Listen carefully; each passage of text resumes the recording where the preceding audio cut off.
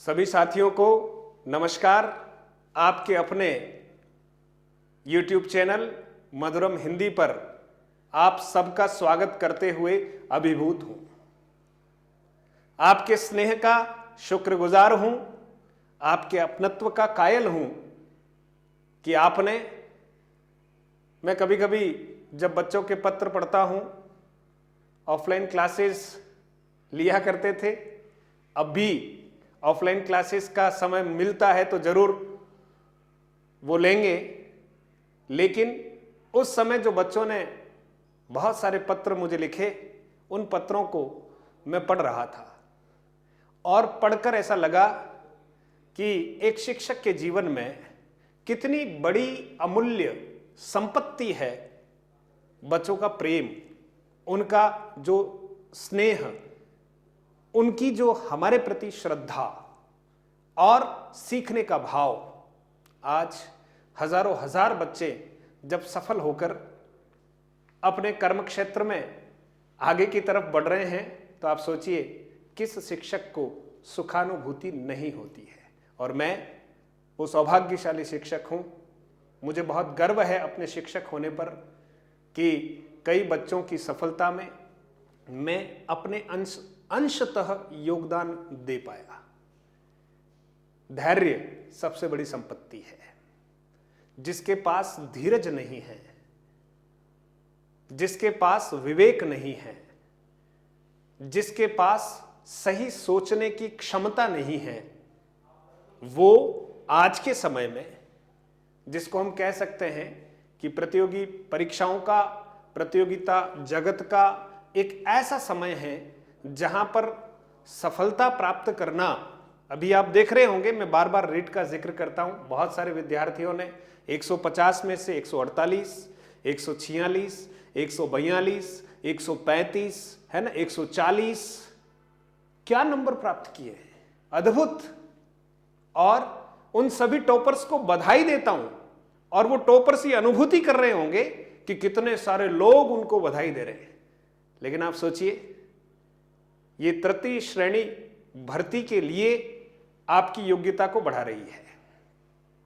अब आप सोचिए उससे ऊपर की तरफ सेकेंड ग्रेड है, उससे ऊपर की तरफ हम जाएं तो व्याख्याता की परीक्षा है और प्रशासनिक सेवाएं, राजस्थान प्रशासनिक सेवाएं, वो भर्ती परीक्षाएं। आप कभी थोड़ा अनुभव कीजिएगा कि रीट में जिन लोगों ने टॉप किया है उन सभी विद्यार्थियों के साथ पूरा समाज, पूरा शिक्षा जगत, कौन जानता है नहीं जानता है, लेकिन उनको इतनी बधाइयां दे रहा है जैसे उन्होंने कोई बहुत सर्वोच्च सेवा में, है ना, बहुत कामयाबी के साथ परचम लहराया है। बात तो सही है, परचम तो लहराया है, क्योंकि लाखों विद्यार्थियों में, है ना, लाखों, 15 लाख, 20 लाख, 25 लाख, 26 लाख, और उसमें से एक होना, टॉप करना बहुत बड़ी बात है। लेकिन ये कोई अंतिम पड़ाव नहीं है, आपकी यात्रा का प्रारंभ है। अभी आपको द्वितीय श्रेणी की तैयारी करनी है, व्याख्याता की तैयारी करनी है, और सभी एक अच्छे भाव से आगे की तरफ बढ़ें, क्योंकि ऊर्जाएं अनंत है लेकिन बिखरी हुई है। दो मित्र किसी के यहां मिलने के लिए गए। अब आप देखिए कि हम किस तरह से, हर व्यक्ति का, हर बच्चे का अपना अलग एक व्यक्तित्व होता है, और दोनों मित्र जब किसी के घर मिलने के लिए गए, उन्होंने दोनों का एक जैसा स्वागत किया और स्वागत करने के साथ उनको आसन दिया, दोनों बैठे। और अतिथि देवो भव का देश है। अतिथि जब भी घर पर आते हैं तो हम बहुत सम्मान और आदर के साथ उनसे भेंट करते हैं, और हमारे पास जो भी साधन सुविधाएं हैं, है ना, जलपान करवाते हैं। दोनों मित्रों को मेजबान ने कुछ जलपान कराने का मन में सोचा और उन्होंने दोनों के लिए कॉफी बनाई, और कॉफी बनाकर दोनों को सर्व की, दोनों को कॉफी दी। दोनों मित्रों ने एक जैसा कप है, एक जैसी कॉफी है। दोनों मित्रों ने कॉफी का कप उठाया और होठों के लगाया और दोनों मित्रों ने उसका स्वाद लिया। पहला सिप, घूंट अपने हलक से नीचे उतारा। एक मित्र का मुंह थोड़ा बिगड़ा, दूसरे मित्र का मुंह बिगड़ा नहीं, लेकिन दोनों को स्वाद एक जैसा आया। लेकिन पहले मित्र ने यह सोचा कि यार बहुत कड़वा लग रहा है और कॉफी में शायद ये चीनी डालना भूल गए, इसलिए उसने सामने वाले से, जो मेजबान थे, उनसे कहा कि मेरा थोड़ा जी ठीक नहीं है, मैं ये नहीं पी पाऊंगा। जो दूसरा मित्र था उसको भी वैसे ही कड़वा लगा, लेकिन उसने मन में विचार किया कि कितने प्रेम के साथ इन्होंने हमारे लिए कॉफी बनाई है और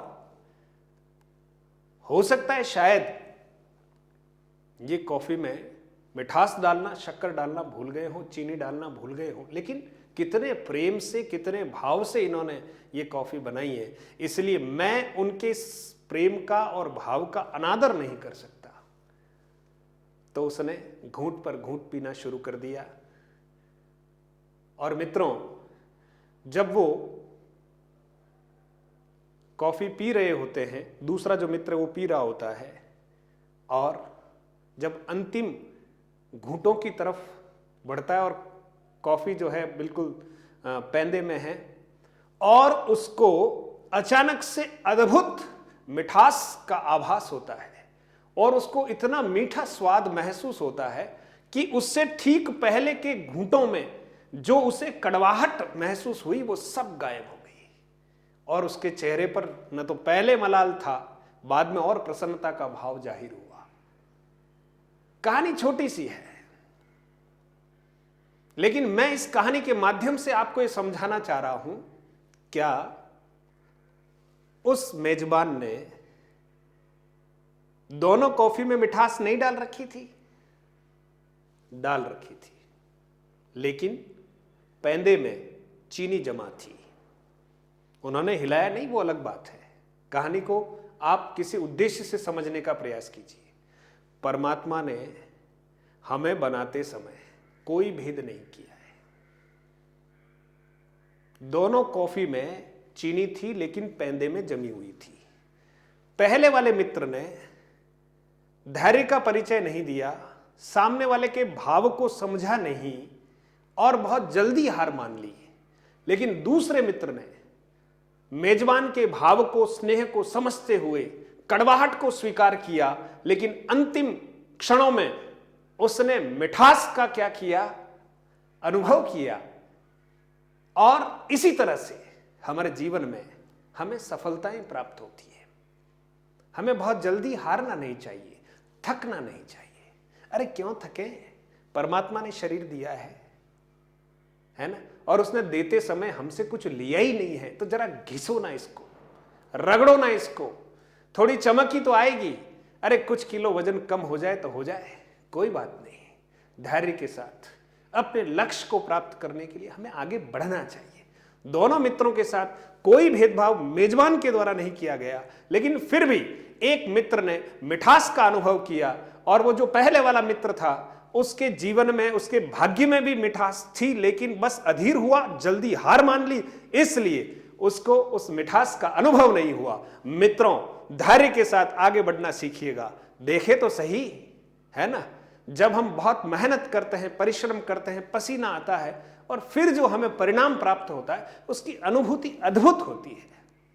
इसलिए जब आप रात को, जब पूरी दुनिया सो रही होती है और आप पढ़ रहे होते हैं, तो अपने आप को कमजोर महसूस मत कीजिए, क्योंकि हम तपस्वी हैं और तपस्याएं करना हमारे भाग्य में अभी लिखा हुआ है। और जब हम तपस्या करके किसी अद्भुत स्थिति में या सफलता की स्थिति में पहुंचते हैं, तो हम उस बात को अच्छे से जान पाएंगे कि कितनी घनी, काली, अंधेरी रातों को जग जग के इस सफलता का हमने आह्वान किया है। इसलिए अपने आप को कमजोर नहीं माने, आप बहुत सशक्त हैं। बस अपने